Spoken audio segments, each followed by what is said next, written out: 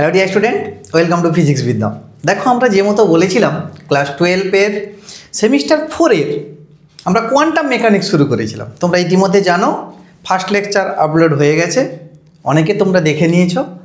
আর যারা যারা তোমরা এখনও পর্যন্ত দেখোনি তারা কিন্তু চ্যানেলে যাও, সুন্দর করে প্লেলিস্ট সাজানো আছে।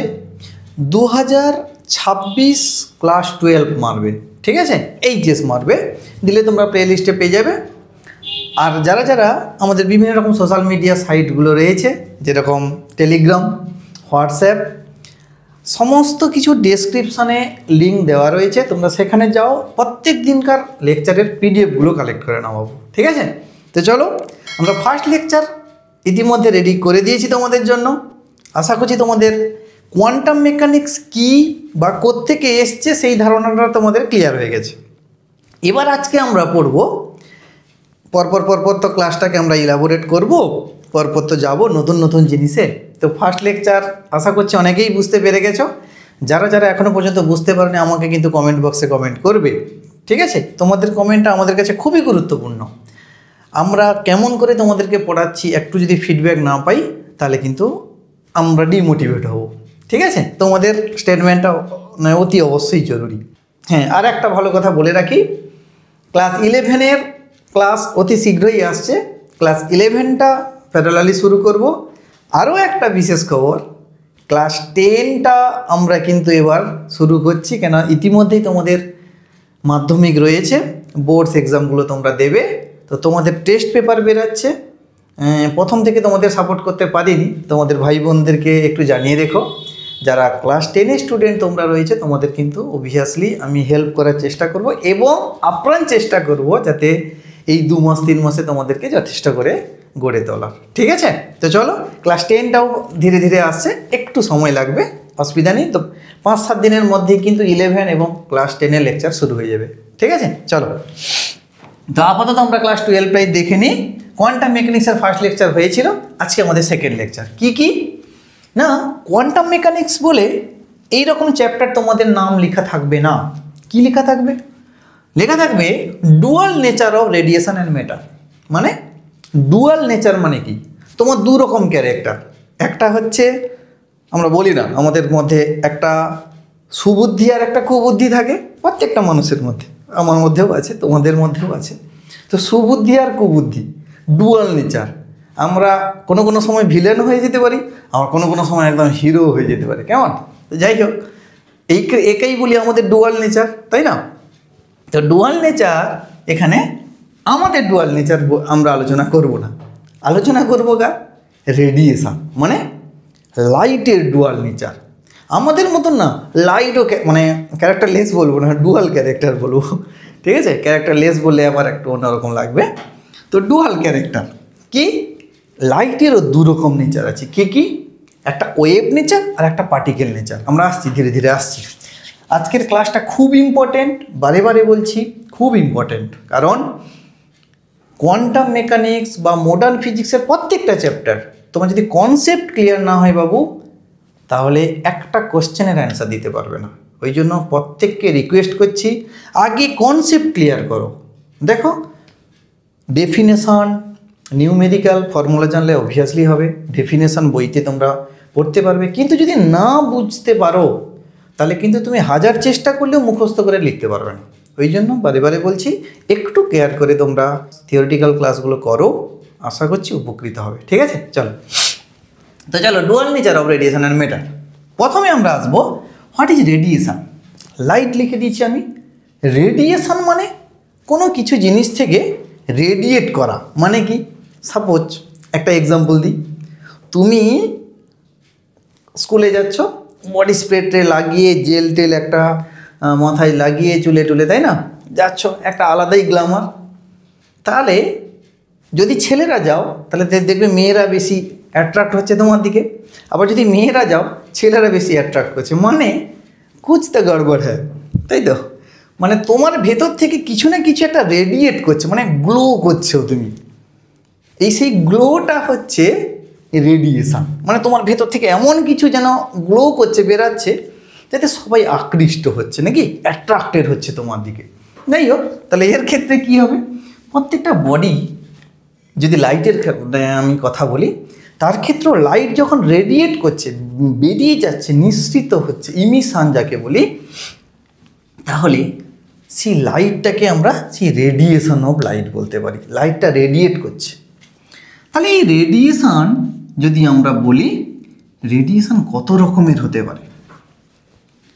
রেডিয়েশনটা কত রকমের না, একটু আগে আমরা বলে এসেছি লাইট ডুয়াল নেচার, দু রকম ক্যারেক্টার আছে। প্রথমে যদি বলি ওয়েভ নেচার, লাইটের একটা তরঙ্গ ধর্ম রয়েছে, ওয়েভ নেচার। লাইটের একটা ওয়েভ নেচার আছে, মানে লাইট এরকম তরঙ্গের মতন যায়, হ্যাঁ কি না? ভালো কথা। কোত্থেকে জানলাম? নিউটনের ইয়ং ডাবল স্লিট এক্সপেরিমেন্ট, মানে ইন্টারফারেন্স বা ব্যতিচার ইতিমধ্যে তোমরা আশা করছি পড়েছ, না হলেও আমি পড়াবো এখানে। ওয়েভ অপটিক্সও পড়াবো, ফিজিক্যাল অপটিক্সও পড়াবো, একটু ধীরে ধীরে সময় লাগবে, কেমন? তাহলেই অপবর্তন পড়েছ, সমবর্তন পড়েছ এবং ইন্টারফারেন্স যেটা বললাম ব্যতিচার প্রথম পড়ে নিয়েছ। ইয়ং ডাবল স্লিট এক্সপেরিমেন্ট, ইয়ংয়ের দ্বিরেখা পরীক্ষা। তাহলে সেই সমস্ত পরীক্ষা কি করে প্রুভ করে যে লাইট ইজ এ ওয়েভ, লাইটটা হচ্ছে তরঙ্গের মতন যায়। ভালো কথা। আবার এই চ্যাপ্টারে সবথেকে গুরুত্বপূর্ণ জিনিস ফটো ইলেকট্রিক এফেক্ট বা আলোক তড়িৎ ক্রিয়া, সেটা যখন পড়তে যাব আমরা দেখব কি জানো বাবু, যে লাইটের ওয়েভ নেচার দিয়ে এক্সপ্লেন করা যাচ্ছে না। তাকে এক্সপ্লেন করতে গেলে লাইটের কনসেপ্ট চেঞ্জ করতে হবে। যেমন লাইটটাকে তখন ধরতে হবে পার্টিকেল নেচার, লাইটটাকে আমরা তখন ধরবো কি পার্টিকেল নেচার। কিসের জন্য বললাম? Photo electric effect.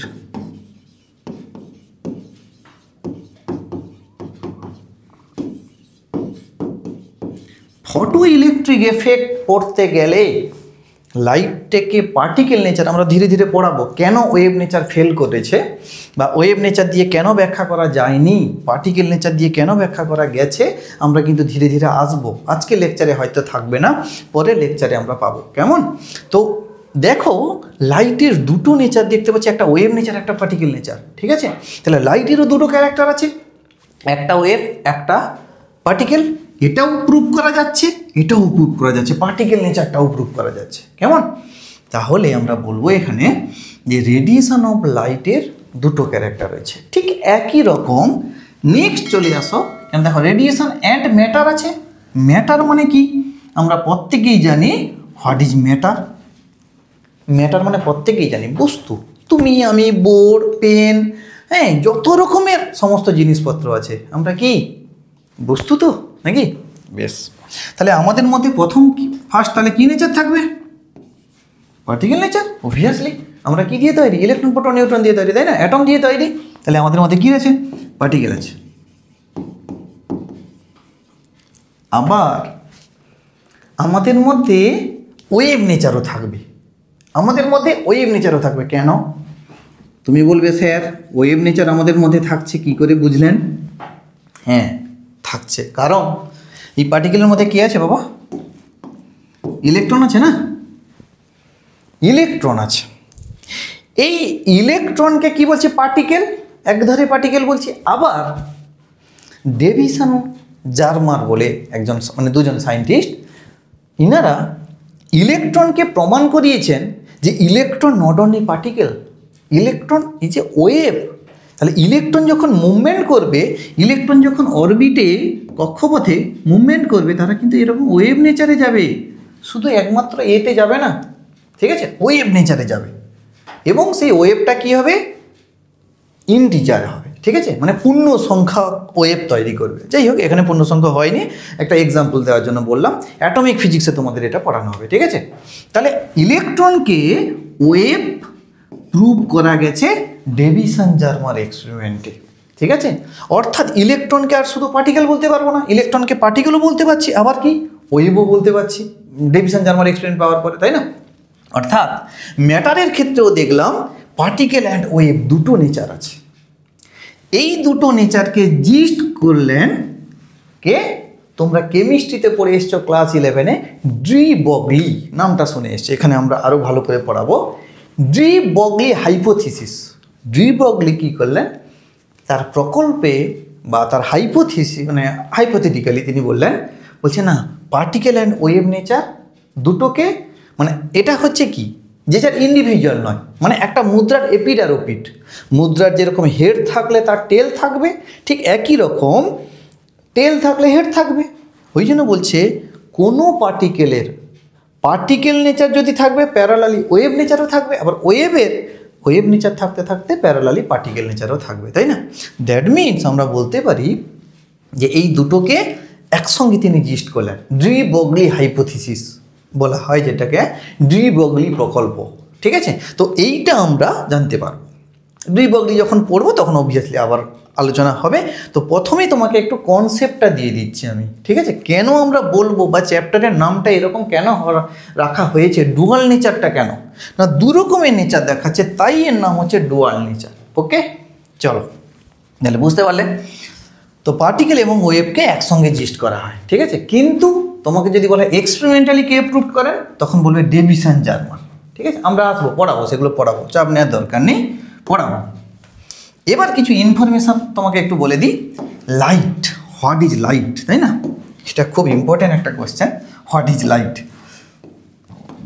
তাহলে লাইটের ক্ষেত্রে আমরা একটু আগে দেখলাম রেডিয়েশন দু রকমের, একটা ওয়েভ নেচার আছে, একটা পার্টিকেল নেচার আছে। ওকে, নেক্সট আমরা বলছি, দেখো প্রথমে না লাইটকে নিয়ে কত ঘাঁটাঘাঁটি হয়েছে, কতজন সায়েন্টিস্ট কত রকমের অনেকটা থিওরি দিয়েছেন। অনেকে বলছেন ওয়েভ নেচার, অনেকে বলছে পার্টিকেল নেচার। ঠিক আছে, তো আলটিমেট আমরা দুটোকে নিয়েই এগিয়েছি। ঠিক আছে, আমাদের মধ্যে বারবার বলছি, আমাদের মধ্যে সুবুদ্ধিও আছে আবার কুবুদ্ধিও আছে, তাই না? শয়তানও জেগে ওঠে, আবার ভালো মানুষও আছে। তাহলে কিন্তু শয়তানটাকে অ্যাকসেপ্ট করব না আমরা কখনো। আমাদের মধ্যে যে ভালো মানুষটাকে আমরা বের করানোর চেষ্টা করব, যাতে সবার উপকারে আসতে পারি, তাই না? এটাই তো আমাদের আদর্শ হওয়া উচিত।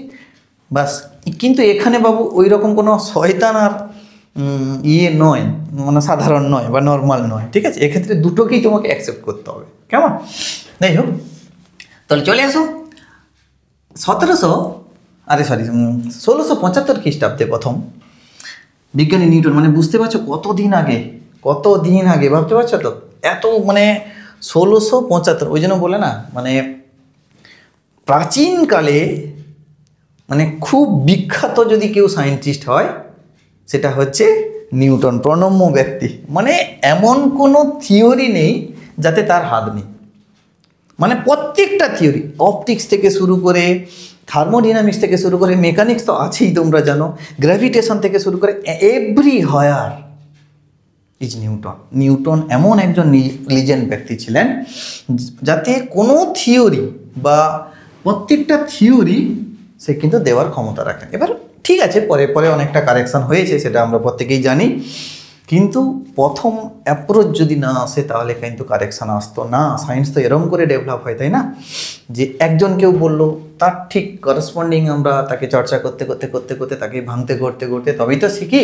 ঠিক আছে, তো 1675 খ্রিস্টাব্দে প্রথম নিউটন তার কর্পাসকুলার থিওরিতে প্রথমেই বললেন যে লাইট ইজ পার্টিকেল, লাইটের পার্টিকেল নেচার আছে। ওকে, তাহলে আমরা চলছি ওই অনুযায়ী। দেখো অনেক দিন চলে গেল, তাই না? প্রায় দেখতে পাচ্ছ 125 বছর মতন চললো। ওই থিওরির কোনো ভাঙানো নেই, ওই থিওরিটা পরপর ডেভেলপ হচ্ছে। এই পার্টিকেল নেচার ধরে আমরা এগাচ্ছি। তারপরে এলেন 1801 খ্রিস্টাব্দে প্রথম ইয়ং ডাবল স্লিট এক্সপেরিমেন্ট, একটু আগে যেটা বললাম, ইয়ংয়ের দ্বিরেখা ছিদ্র পরীক্ষা, ইয়ং ডাবল স্লিট এক্সপেরিমেন্ট, তিনি প্রথম বলছে না ইন্টারফারেন্স, আলোর যখন ব্যতিচার করলেন, ইন্টারফারেন্সে যখন করলেন, তখন দেখলেন, বলছে না তো বাবু, এই তো এটা তো আর পার্টিকেল নেচার থাকছে না, তখন ওয়েভ নেচার চলে এলো। ডিফ্রাকশন যখন করলেন তখনও দেখলেন আলোর হচ্ছে ওয়েভ নেচার। আবার যখন পোলারাইজেশন করলেন তখনও দেখছি ওয়েভ নেচার। তাহলে এই তিনটা প্রপার্টি পুরোটাই হচ্ছে ওয়েভ নেচার। ওকে, এই পুরো প্রপার্টিটা হচ্ছে ওয়েভ নেচারকে বেস করে আছে, কেমন? তাহলে লাইট যে পার্টিকেল নেচার ছিল সেটা কি হলো? সেটা এইখানে এসে বলছে না তো, লাইট তো পার্টিকেল নয়।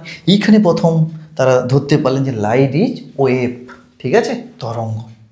ঠিক তারপরে আবার 100 বছর মতন সুন্দর চললো, যে এই নেচারটা আছে, ওয়েভ নেচারটা। আবার যখন ফটো ইলেকট্রিক এফেক্ট যখন এক্সপেরিমেন্ট করা হলো, ফটো ইলেকট্রিক এফেক্টকে যখন এক্সপ্লেন করতে গেলাম আমরা, তখন আবার বিপদে পড়লাম। বলছে না, লাইটটার ওয়েভ নেচার ধরলে হবে না, লাইটার ওয়েভ নেচার ধরলে তো বাবু হবে না। লাইটকে তখন স্বয়ং আইনস্টাইন, ভগবান তুল্য, মানে আমাদের প্রত্যেকের আইডল, মানে ফিজিক্সের সমস্ত লোকেদের আমরা যদি বলি, অন্যান্য অবভিয়াসলি আইডল থাকতে পারে, তো ইনি ভদ্রলোক প্রথম, আইনস্টাইন বলে একজন ব্যক্তি, তিনি প্রথম ফটো ইলেকট্রিক এফেক্টকে সলভ করলেন, ইনক্লুড পার্টিকেল নেচার। যখন সে পার্টিকেল নেচার তিনি যখন ধরলেন, তখন কিন্তু ফটো ইলেকট্রিক এফেক্টকে পুরোটা এক্সপ্লেন করা গেল সুন্দরভাবে। ওই জন্য ফটো ইলেকট্রিক এফেক্ট আইনস্টাইন প্রথম কী করলেন, এইটাকে এক্সপ্লেন করতে সক্ষম হলেন। ওই জন্য আইনস্টাইনকে 1921 খ্রিস্টাব্দে নোবেল প্রাইজে ভূষিত করা হয়, ঠিক আছে। 1921 খ্রিস্টাব্দে স্বয়ং আইনস্টাইনকে নোবেল সম্মান দিয়ে ভূষিত করি আমরা, ঠিক আছে। তো আইনস্টাইন সারা জীবনে একটাই নোবেল পেয়েছিলেন, যেটা হচ্ছে তার কিসের জন্য, ফটো ইলেকট্রিক এফেক্টের জন্য 1921 খ্রিস্টাব্দে আইনস্টাইনকে নোবেল পুরস্কৃত করা হয়, ঠিক আছে। তো চলো, এই ইনফরমেশানগুলো একটু তোমাদের কাজে লাগবে, তাই দেখানো, ঠিক আছে। চলো নেক্সট, এবার আমরা আসবো হোয়াট ইজ কোয়ান্টাইজড কোয়ান্টিটি, আর হচ্ছে গিয়ে কোয়ান্টাম কি জিনিস। না, এটা আগের ক্লাসে আমি একটু বলে রেখেছিলাম, তো সেরকমভাবে ভালো করে বলা হয়নি, তো এই ক্লাসে আমরা আরও ভালো করে জানবো, ঠিক আছে। কোয়ান্টাম, হোয়াট ইজ কোয়ান্টাম যদি বলি, তাহলে আমরা কোয়ান্টাম মেকানিক্স যদি বলি, সাপোজ এইটা একটা অবজেক্ট আমরা ধরে নিচ্ছি, অ্যানি অবজেক্ট। আমি ছোট ছোট কিছু অবজেক্ট ড্র করছি, আরও ছোট করে দাও, ছোট ছোট আমরা কিছু অবজেক্ট ড্র করলাম। সিমিলারলি হ্যাঁ, আরও কিছু অবজেক্ট ড্র করছি আমরা, এখানে আছে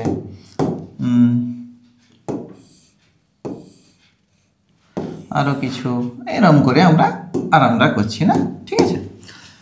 এরম করে আমরা অবজেক্ট ড্র করছি।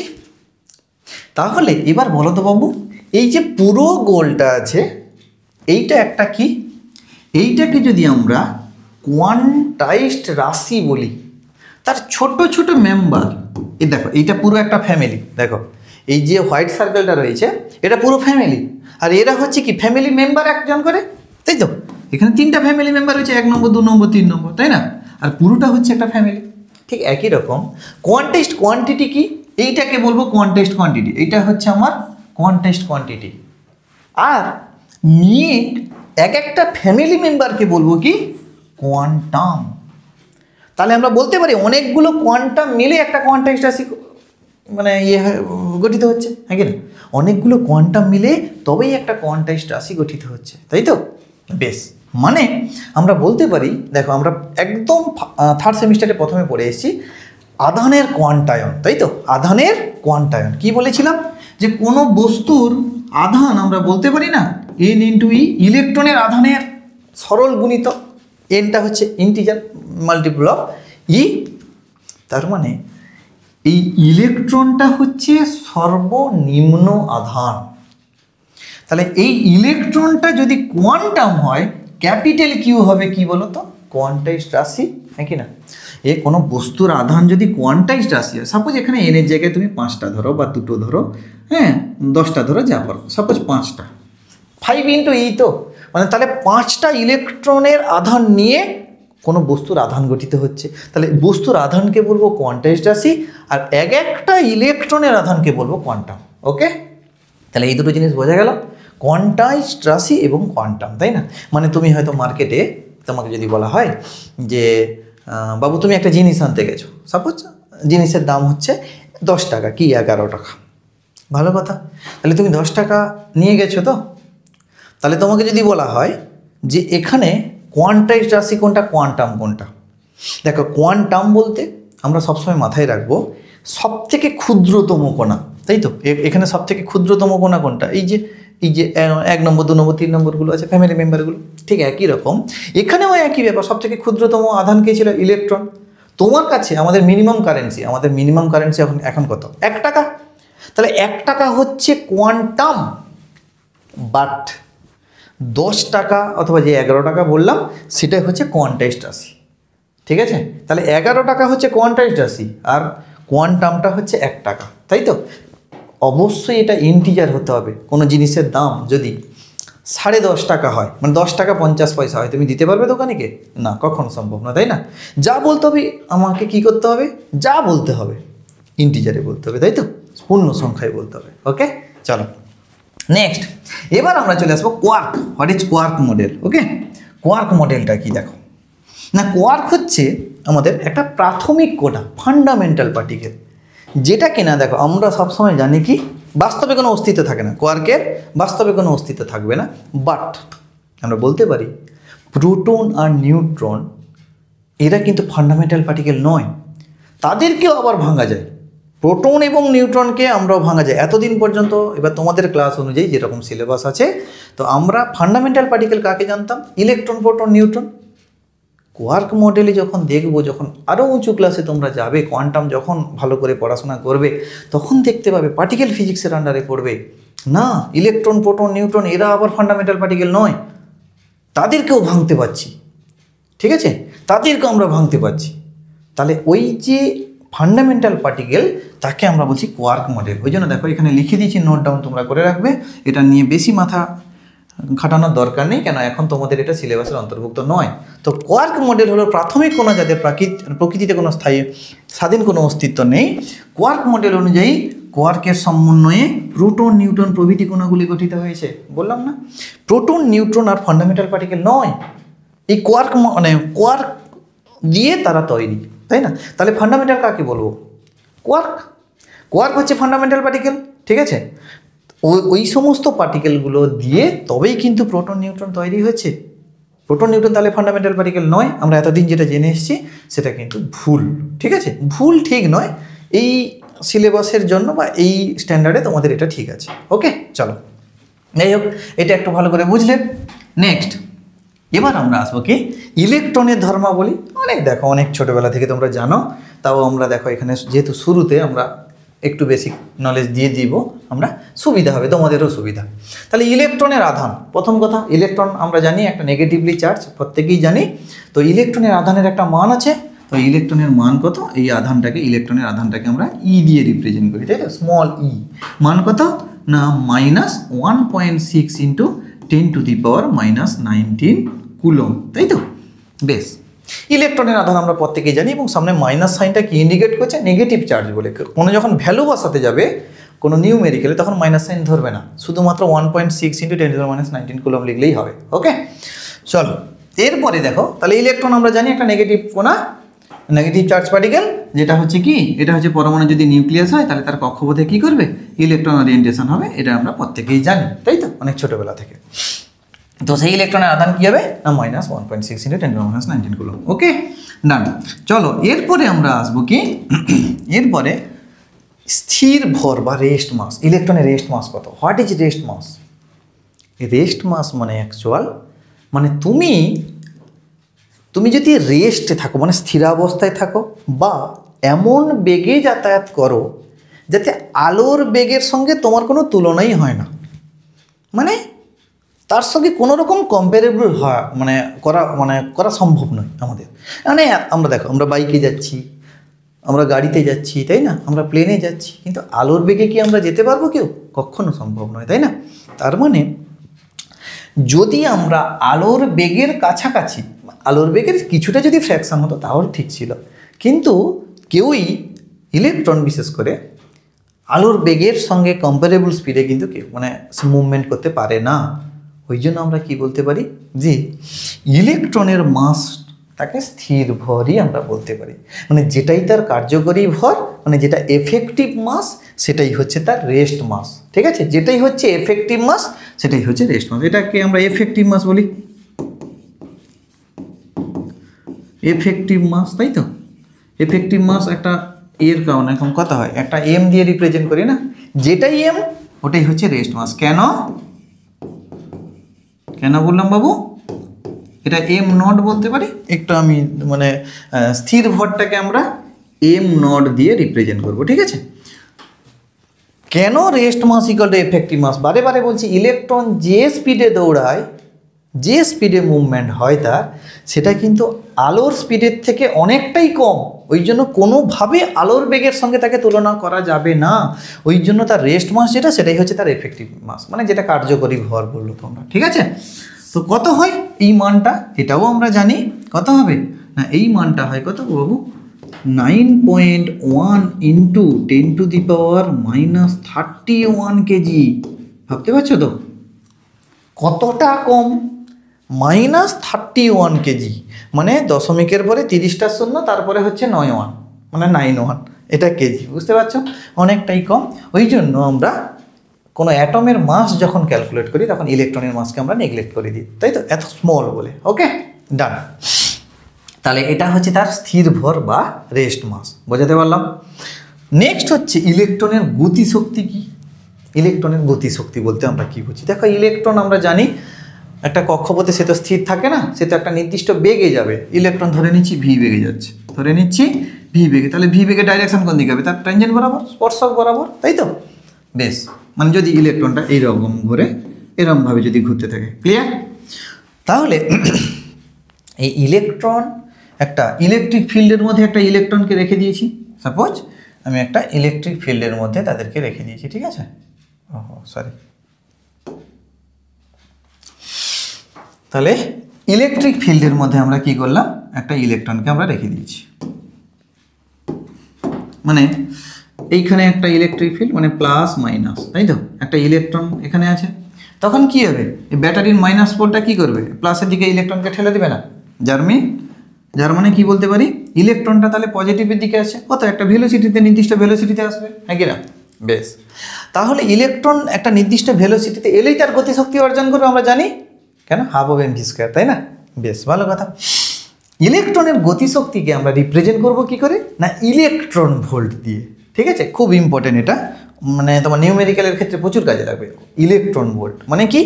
ইলেকট্রন ভোল্ট বলতে কি না, এই যদি ব্যাটারির যদি পোটেনশিয়াল, মানে এটা প্লাস ধরেছি, এটা মাইনাস ধরেছি, তো এই ব্যাটারির যদি পোটেনশিয়াল ডিফারেন্স যদি আমরা 1 ভোল্ট ধরি, তাহলে একটি ইলেকট্রন 1 ভোল্ট বিভব প্রভেদের মধ্যে বা পোটেনশিয়াল ডিফারেন্সের মধ্যে যেতে গেলে যে শক্তি অর্জন করে অথবা বর্জন করে, ঠিক আছে?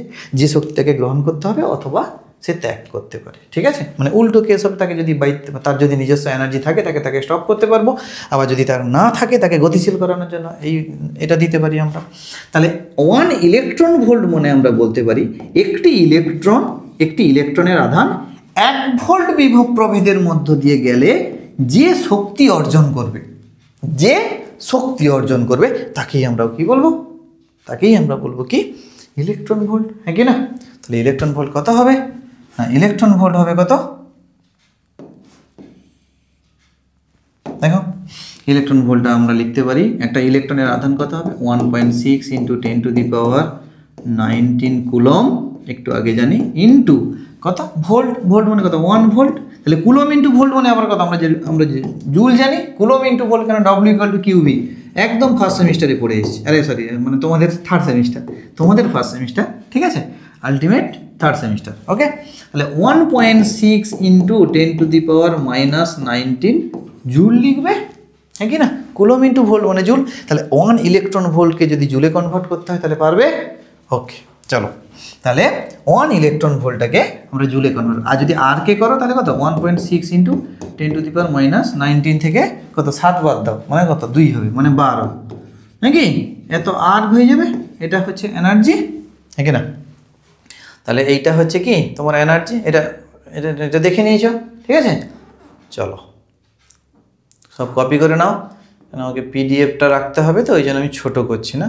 ছোট করলে কি না, ওভারঅল ছোট হচ্ছে, অসুবিধা নেই, হলো?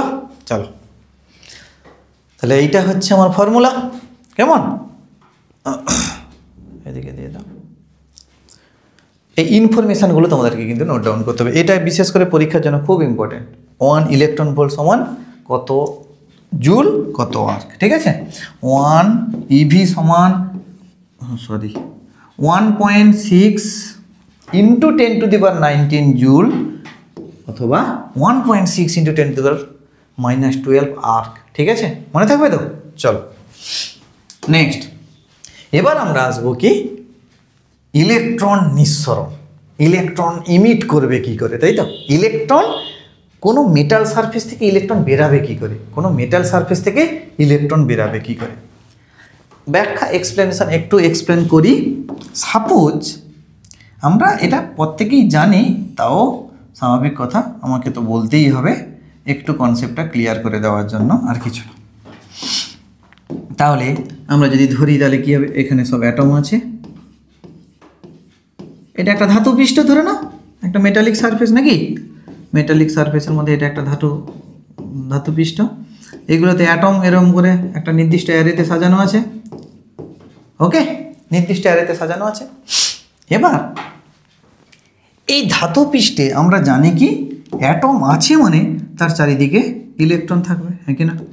এটা নিউক্লিয়াস যদি হয় তার চারিদিকে ইলেকট্রন থাকবে। তাহলে একদম সর্ববহিস্থ কক্ষের ইলেকট্রন, ঠিক আছে, আমি এইটা একটা আঁকার চেষ্টা করছি এখানে, তোমাকে ভালো করে বুঝে দাও। এটা হচ্ছে নিউক্লিয়াস, তার চারিদিকে আমরা কি করছি দেখতে পাচ্ছি ইলেকট্রন, তাহলে কি করে তার চারিদিকে ঘুরবে, হ্যাঁ কি না? তার নির্দিষ্ট কক্ষপথে ইলেকট্রন ঘুরবে। তাহলে ইলেকট্রন দেখবে এটা যদি নিউক্লিয়াস হয় তাহলে এই নিউক্লিয়াসের সঙ্গে না খুব উইকলি বাউন্ডেড থাকবে, কেন আউটার মোস্ট শেল, সর্ববহিস্থ কক্ষে ইলেকট্রন, মানে স্বাভাবিক কথা নিউক্লিয়াস তাকে কি করবে, এত স্ট্রং বন্ডিংয়ে তাকে আটকে রাখতে পারবে না, উইক, এই যে ইন্টারাকশানটা কী হবে, উইক। ওই জন্য এই ইলেকট্রন কোনো রকমভাবে তুমি যদি তাকে একটু এনার্জি দাও সে কিন্তু বেরিয়ে চলে যাবে, স্বাভাবিক কথা। বন্ধু বা বান্ধবীর সঙ্গে যদি বন্ডিং স্ট্রং না হয় তাহলে কি হয়, উড়ে পালায় না। ওই জন্য কী করবে, যতটা পারবে কাছাকাছি থাকবে, নাকি? দূরে চলে গেলে বান্ধবী কিন্তু ফাঁকি দিয়ে দিবে, এটা মাথায় রাখবে। ওই জন্য অত সহজে খুব প্রয়োজন না হলে দূরে যেতে দেবে না, যত কাছাকাছি থাকবে বন্ডিং তত স্ট্রং হবে, দূরে চলে গেলে বাস গেল, ঠিক আছে, মাথায় রেখো। ওই জন্য ইলেকট্রন কী করবে, উইকলি বাউন্ডেড থাকার জন্য কী হবে, যে এই ইলেকট্রনগুলো কিন্তু আর টাইটলি নিউক্লিয়াসের সঙ্গে অ্যাট্রাক্ট হতে পারবে না, তখন কি হবে, এই ইলেকট্রন কী হবে, ভুস উড়ে চলে যাবে। ইলেকট্রন কী করবে, ভুস করে উড়ে চলে যাবে, নাকি? ইলেকট্রন কী হবে, উড়ে চলে গেল। এই যে ইলেকট্রন মেটাল সারফেস থেকে বেরিয়ে গেল, ধাতব পৃষ্ঠ মানে এটা ধাতু পৃষ্ঠ, মেটালিক সারফেস, মেটাল একটা এঁকেছি, ঠিক আছে। তাহলে ইলেকট্রন যে বেরিয়ে যাচ্ছে এটাকেই বলছে ইলেকট্রনের এমিশন। এবার বিভিন্ন প্রসেস আছে, আসছি পরে, যে কোন কোন প্রসেসে ইলেকট্রন বের করাতে পারবে। আমরা কিন্তু বাইরে থেকে কোনো এনার্জি দিতে হবে, হ্যাঁ কি না বলো? বাইরে থেকে কোনো কিছু এনার্জি না দিলে ইলেকট্রন বন্ডিং ভাঙবে না, হ্যাঁ কি না? দেখবে এটা একটা মানে তোমাদের মানে খুব জীবনের জন্য খুব ইম্পর্ট্যান্ট। বাবা মার সঙ্গে সাপোজ কোনো একটা বন্ডিং আছে, বা যে কোনো বন্ধু বান্ধবের সঙ্গে বন্ডিং, থার্ড পার্টি যদি কেউ একটা চলে আসে তোমাদের কিন্তু বন্ডিং ভেঙে দেবে, তাই না? কেন, সে ইনফ্লুয়েন্স করছে তাকে বেরিয়ে যেতে, তাই না? ওই জন্য এটা এরকম নয়, একটা নির্দিষ্ট এনার্জি আসছে, ওকে, একটা নির্দিষ্ট এনার্জি এসে পড়ছে ইলেকট্রনকে, তখন তাদের মধ্যে যে বন্ডিংটা ছিল না এই বন্ডিংটা ব্রেক করছে, সেই এর এনার্জিটা নিয়ে ইলেকট্রন দৌড়াচ্ছে, ঠিক আছে। অর্থাৎ বাইরে থেকে কোনো না কোনোভাবে একটা এনার্জি তাকে দিতে হবে, দিলে ইলেকট্রন পুরো ফ্রি, ঠিক আছে, দিলে সে কারেন্ট ফ্লো করতে পারবে। আমরা জানি প্রত্যেকে, বা এই সমস্ত ইলেকট্রনগুলোকে আমরা এই যে ফ্রি সারফেসে রয়েছে মানে আউটার মোস্ট শেলে রয়েছে, এই সমস্ত ইলেকট্রনগুলোকে আমরা ফ্রি ইলেকট্রন বলবো। তার একটু এনার্জি দেওয়া মানে সে এবার মুভমেন্ট শুরু হয়ে যাবে, ঠিক আছে। চলো, তাহলে এই ঘটনাটাকে আমরা ইলেকট্রন ইমিশন বলি। তার মানে যদি সোডিয়াম আমি যদি বলি, দেখো তোমরা জানো কেমিস্ট্রিতে পড়েছো, তাহলে সোডিয়াম থেকে একটা ইলেকট্রন পালিয়ে গেছে, তার মানে কী হবে, সোডিয়াম প্লাস লিখি না আমরা, যদি একটা ইলেকট্রন চলে আসে ক্লোরিন যদি বলা হয়, তাই তো, মাইনাস হবে, হ্যাঁ কি না? তাহলে কি করব আমরা, যে ইলেকট্রন যদি আসে তখন তাকে কিন্তু নিঃসরণ বলবো না, এটা কিন্তু নিঃসরণ নয়, ইলেকট্রন নির্গত হয়েছে, নিঃসরণ ইমিশন হচ্ছে, মানে ইলেকট্রন সারফেস থেকে মেটাল সারফেস থেকে বেরিয়ে চলে গেছে। অর্থাৎ ইলেকট্রন যদি বেরিয়ে চলে যায় তাহলে ইলেকট্রনের ঘাটতি হবে, তো একটা ইলেকট্রন বেরোলে প্লাস হবে, দুটো ইলেকট্রন বেরোলে 2+, তিনটা ইলেকট্রন বেরোলে 3+, হ্যাঁ কি না? তাহলে এই ঘটনাটাকে আমরা বলবো ইলেকট্রন ইমিশন। ওকে, চলো একটু ছবিটা এঁকে নাও, এক সেকেন্ড।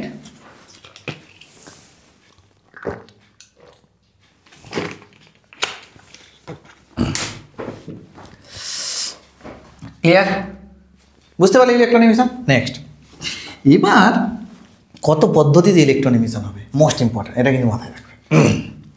কী হবে না, বিভিন্ন ধরনের ইলেকট্রন নিঃসরণ পদ্ধতি, different types of electron emission process. Okay, চলো কী হবে। ফার্স্ট আমরা এখানে দেখো হেডিং দিয়ে রেখেছি আমরা তোমাদেরকে বোঝানোর জন্য,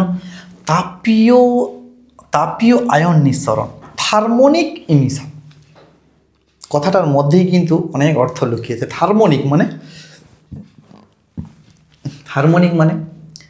থার্মাল কিছু, মানে একটা হিটের কথা বলা হচ্ছে, তাই তো, টেম্পারেচারের কথা বলা হচ্ছে। থার্মোমিটার তোমরা জানো, সেখান থেকেই থার্মোনিক কথাটা এসছে, তাই না? তাহলে সে একই গল্প যে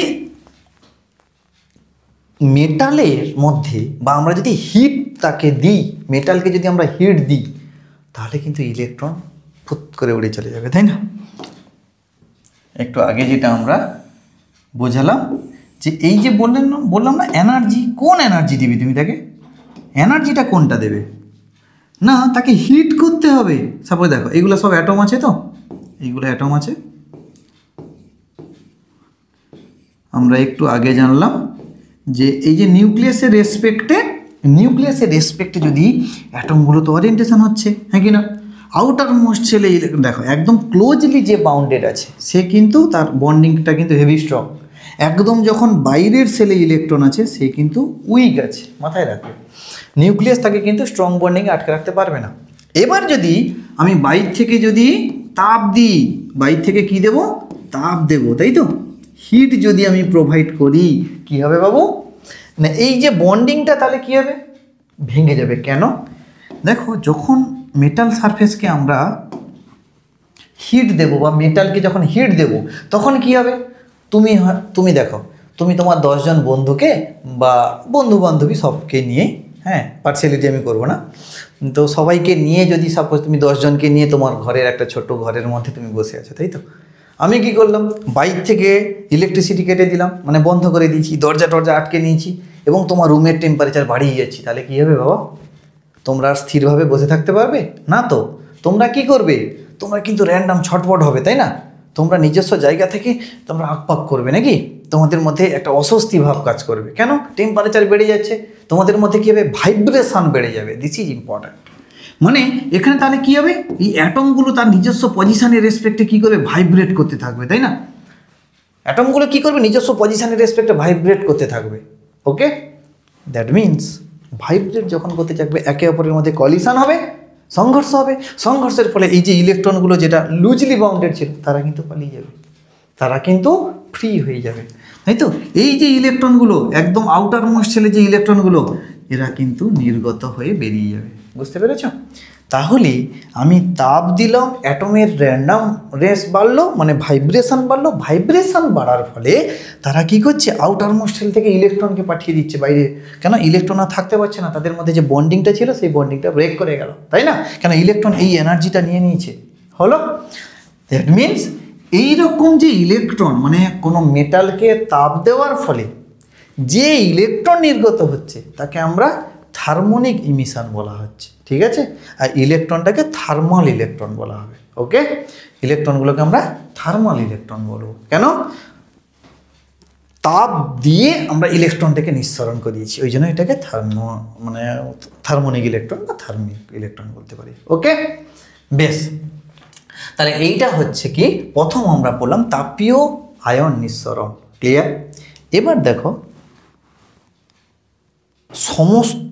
সব শক্তি দিয়ে কি ইলেকট্রনকে বের করতে পারবো? আমাদের মধ্যে সমস্ত ভাইব্রেশন কি ইলেকট্রনটাকে নিঃসরণ করতে পারবে না। নির্দিষ্ট একটা রেঞ্জ আছে। মানে দেখো আমি তোমাকে যদি বলি, একটা নিউক্লিয়াস যদি বাবা মা হয়, তো আমরা হচ্ছি তাদের কি সন্তান, তাই তো।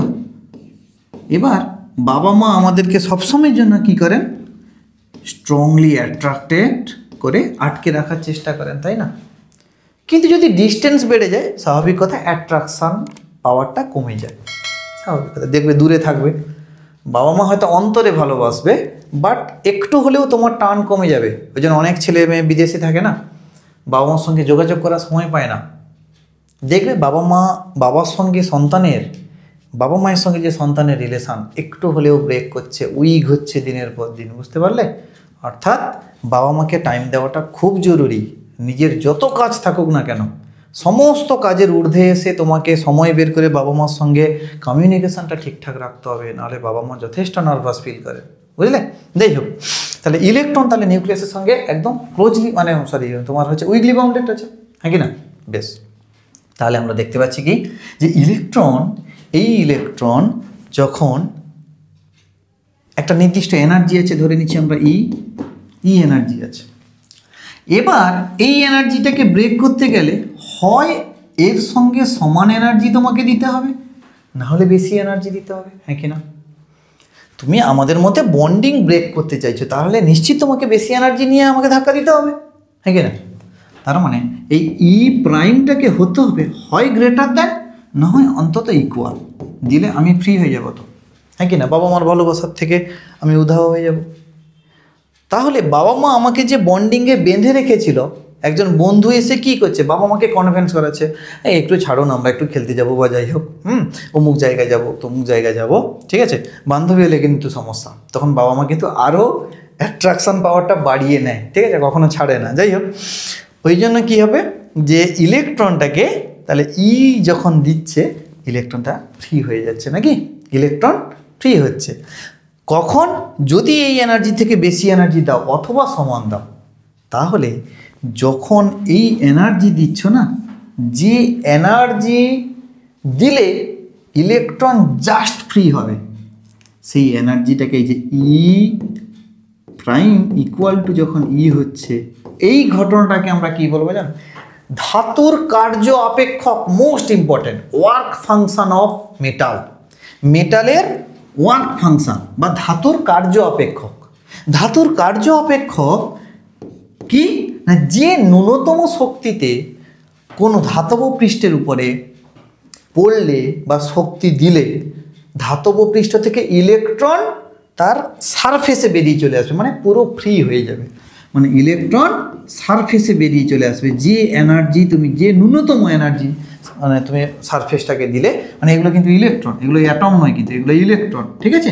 এই ইলেকট্রনগুলো সারফেস ছেড়ে বেরিয়ে চলে আসবে, তাহলে সেই এনার্জিটাকে আমরা বলবো ধাতুর কার্য অপেক্ষক, মোস্ট ইম্পর্ট্যান্ট। এটা ডেফিনেশনে তোমরা লিখে রাখবে, ঠিক আছে? আমি পরে ডেফিনেশনে দিয়ে দেবো পরের স্লাইডে, তো তোমরা কিন্তু এটা কিন্তু বুঝতে পারছো, ঠিক আছে? তাহলে ওয়ার্ক ফাংশন কী জিনিস? যে ন্যূনতম এনার্জি বা যে মিনিমাম এনার্জিতে তুমি যদি একটা মেটাল সারফেসের উপরে ফেলো, তাহলে মেটাল সারফেস থেকে ইলেকট্রন তার সারফেসে বেরিয়ে চলে আসে, ঠিক আছে? তার পুরো তলে বেরিয়ে চলে আসবে, তাহলে সেই শক্তিকে কি বলবো?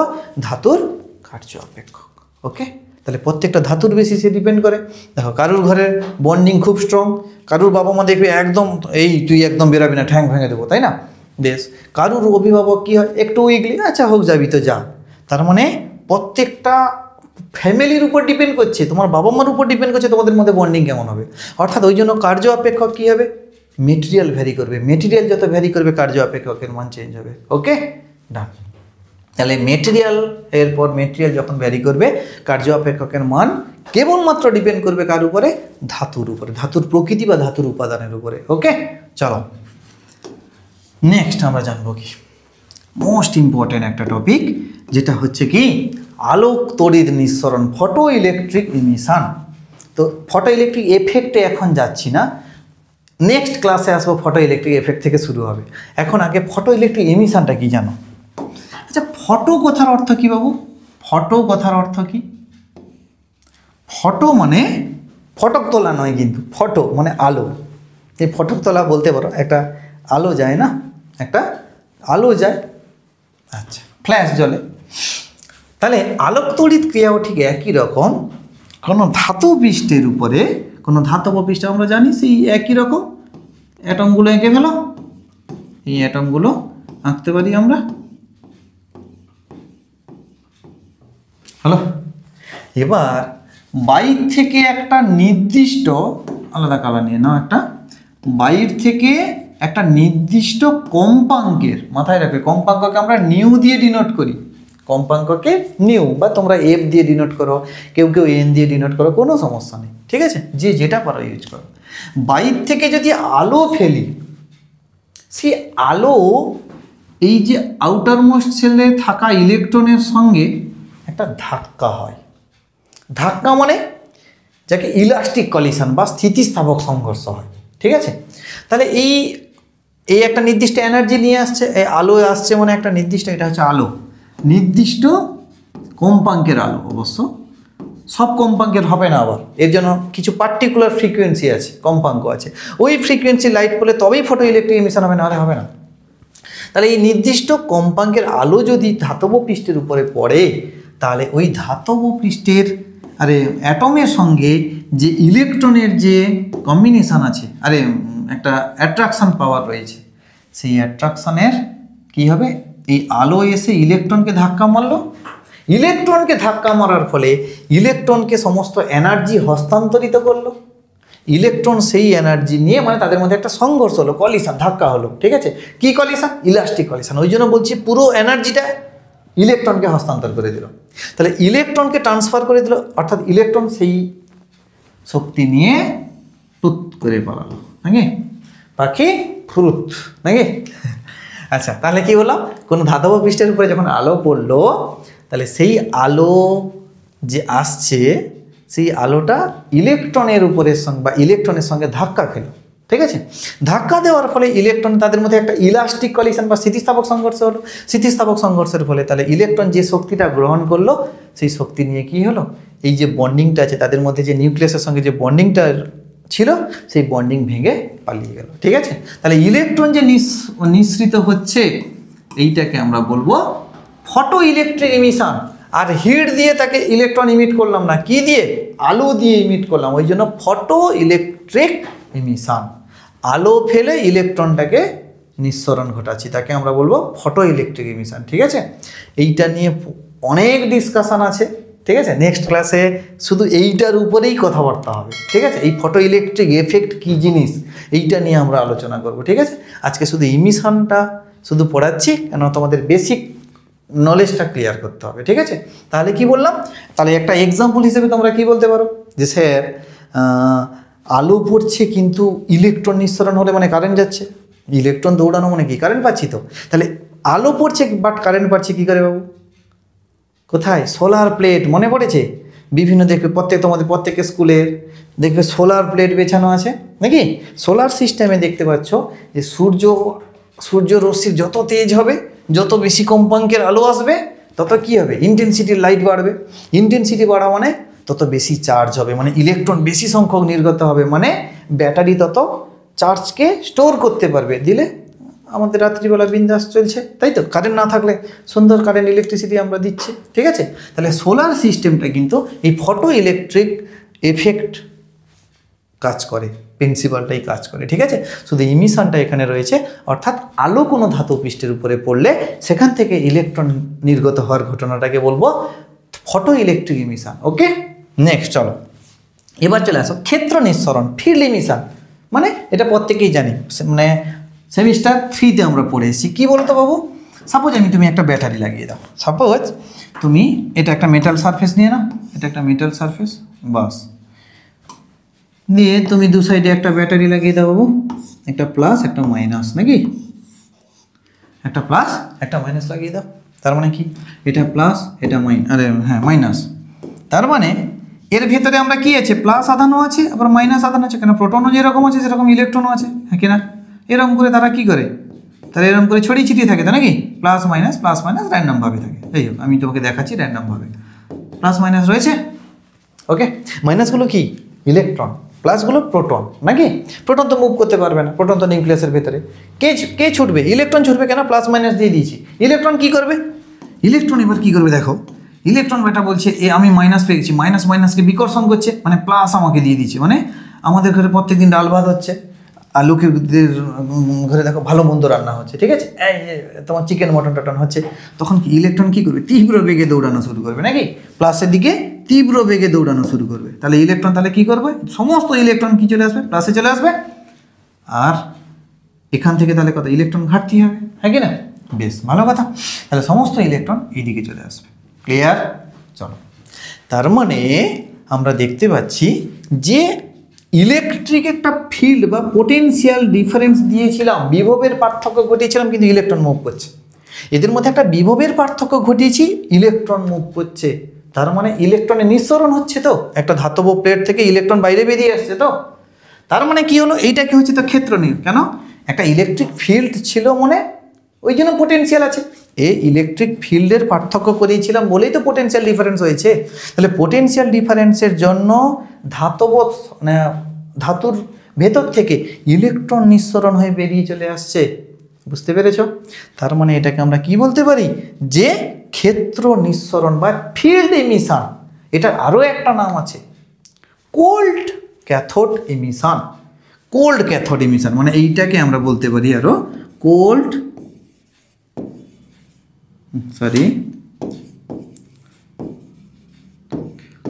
Cathode emission. এইটাকে আমরা কোল্ড ক্যাথোড এমিশনও বলতে পারি। কেন? এই যে এমিশনটা হচ্ছে, এখানে বেশি এক্সাইটমেন্ট থাকে না, অর্থাৎ বেশি টেম্পারেচার তৈরি হয় না, কিন্তু ইলেকট্রনের স্রোত আবার দেখতে পাচ্ছি। ইলেকট্রনের স্রোতকে আমরা কি বলি, ক্যাথোড রশ্মি বলি, ক্যাথোড রে। বেশ, তার মানে শান্তশিষ্টভাবে ইলেকট্রন কি হচ্ছে, উইদাউট এনি টেম্পারেচার ক্রিয়েশনের মাধ্যমে, টেম্পারেচার কোনো রকম প্রডিউস না করে ইলেকট্রনটা কি করছে, সারফেস ছেড়ে বেরিয়ে চলে আসছে। ঠিক আছে? তো ওই জন্য এটাকে আমরা কোল্ড ক্যাথোড এমিশনও আমরা বলতে পারি, এর আর এক নাম। বোঝাতে পারলাম? তাহলে ইলেকট্রিক ফিল্ড বা পোটেনশিয়াল ডিফারেন্স করেও ইলেকট্রনটাকে বাইরে আনতে পারলাম।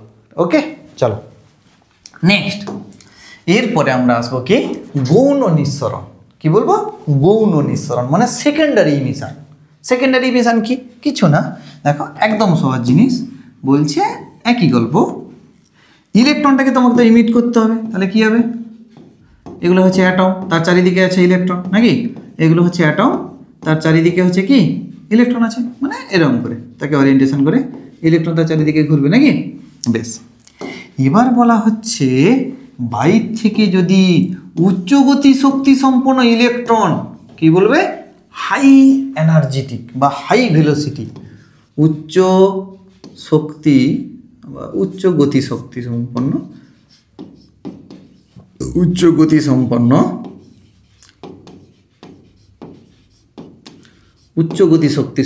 যদি ইলেকট্রনের স্রোত বা ইলেকট্রন নিয়ে যদি ধাক্কা মারি একটা মেটাল সারফেস বা যে কোনো একটা ধাতুতে বা ধাতব পৃষ্ঠে, আমরা যদি ধাক্কা মারি উচ্চ গতি শক্তি সম্পন্ন ইলেকট্রন, তাহলে আমরা দেখতে পাবো কি হবে, এই ইলেকট্রন এখান থেকে যে ইলেকট্রনকে ধাক্কা খাচ্ছে, যার ফলে এর বন্ডিং ভেঙে যাচ্ছে, এই বন্ডিং ব্রেক করছে বলে ইলেকট্রনটা তাহলে কি হবে, নিঃসরণ হচ্ছে। ঠিক আছে?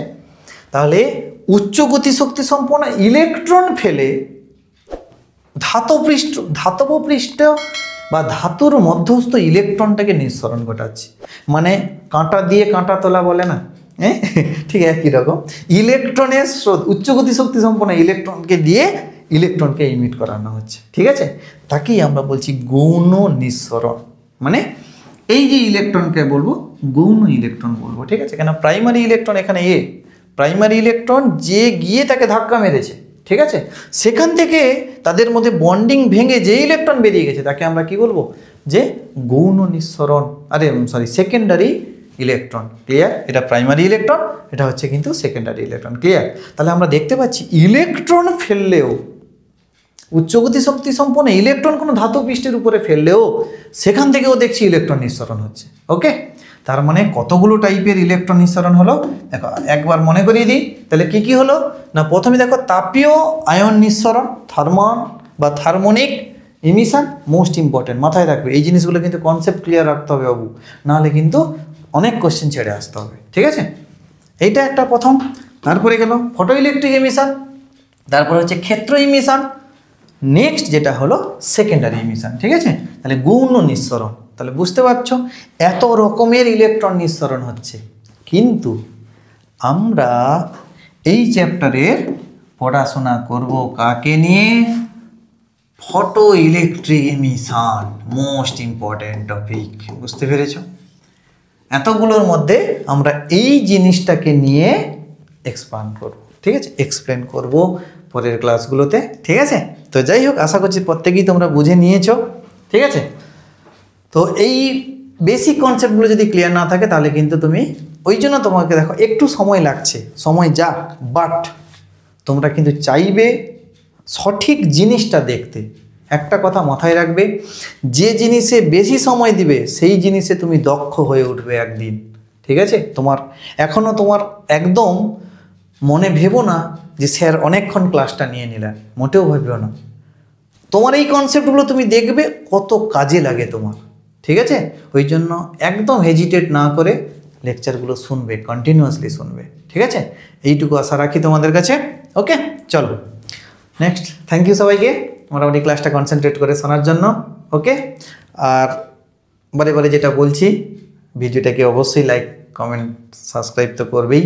ঠিক আছে, বন্ধুদেরকে একটু শেয়ার করে দাও, আর কমেন্ট করো, আমাদেরও খুব ভালো লাগবে। ঠিক আছে, আর যত বেশি লাইক করবে আমাদের এনকারেজ তত বাড়বে। ঠিক আছে, আর বারে বারে বললাম, সমস্ত ক্লাস আমরা ইনক্লুড করব। ক্লাস 11-এর তো রিসেন্ট লেকচার আসছে, আর 10টাকেও ইনক্লুড করব। তোমাদের ভাই বোন যারা রয়েছে তাদেরকে একটু শেয়ার করে দাও, তারা যাতে ক্লাসগুলো কন্টিনিউ করতে পারে। ঠিক আছে, টাটা, চলো নেক্সট ভিডিওতে দেখা হবে, বাই।